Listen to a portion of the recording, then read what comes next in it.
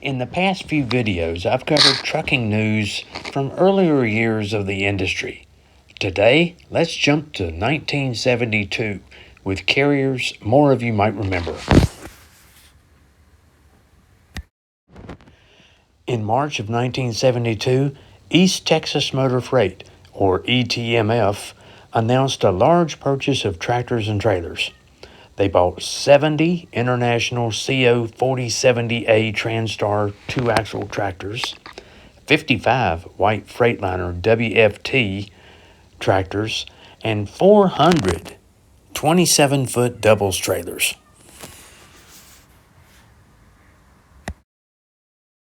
Western Gillette made a huge purchase of equipment too.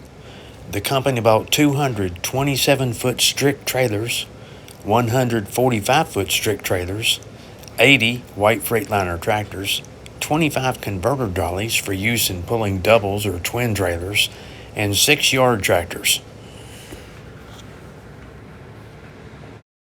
When I mention White Freightliner, I am talking about two different truck manufacturers, White Motor Corporation and Freightliner. For years, the two companies had an agreement where both makes were sold in the same dealerships all over the country. Freightliner trucks were actually badged with White Freightliner logos on the trucks.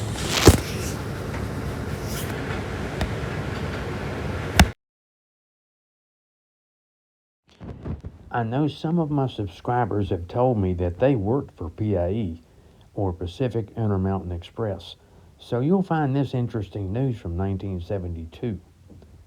PIE had just changed from using two-man sleeper teams in their over-the-road operations to a relay system.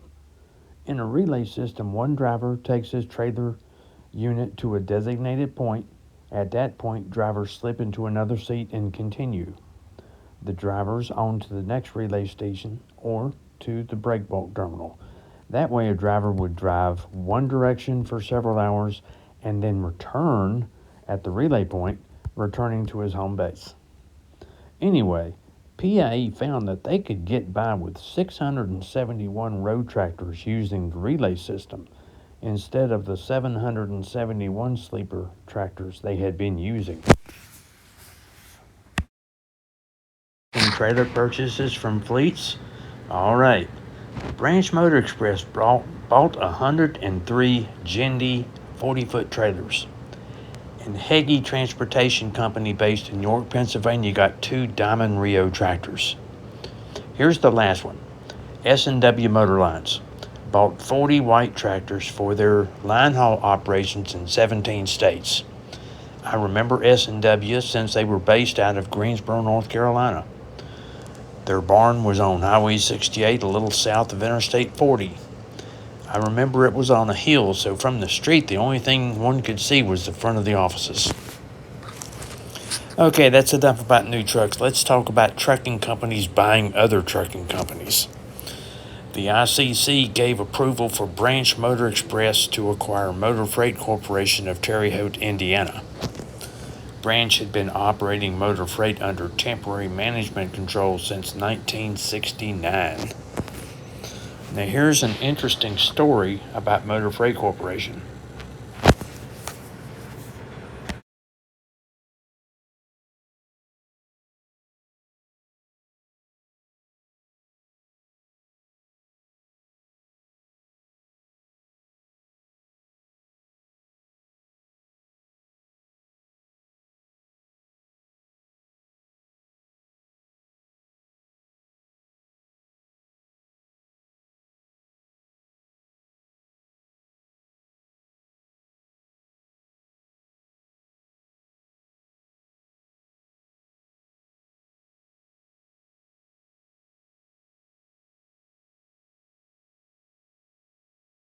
Interesting story about Motor Freight Corporation.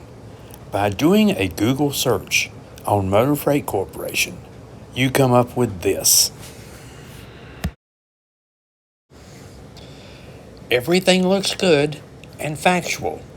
So what's the big problem with AI? Well, I'll tell you. You have to check out the answers. You have to go to other sources. if you want to find the truth. You may find that AI is giving you the truth, but you'll never know by just believing in what you read and not doing further searches. Looking at this one, it is factual. They give the history of Motor Freight Corporation being acquired by B.F. Goodrich, and that it was the result of a hostile takeover. So everything looks good.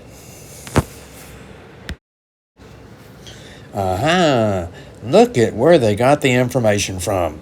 A website called LessThanTruckloadHistory.com. Guess whose website that is? It's mine. I've been running that website for 12 years, and this video YouTube channel is an outgrowth of what I started on the website. Don't misunderstand me. I'm not gloating. I'm just saying that I've spent a lot of years trying to present trucking history to everyone in the world, and with the website and the YouTube channel, it is getting reached. It is getting seen. Two last news items from 1972. Navajo Freight Lines petitioned the ICC in April to withdraw their application to acquire Garrett Freight Lines due to antitrust concerns. They knew they couldn't pull it off, so they just asked the ICC to withdraw the application. And Transcon acquired some routes from United Buckingham and opened terminals in Spokane, Seattle, Portland, Denver, Omaha, and Milwaukee. So that's it for the news from 1972. Hope you've enjoyed it.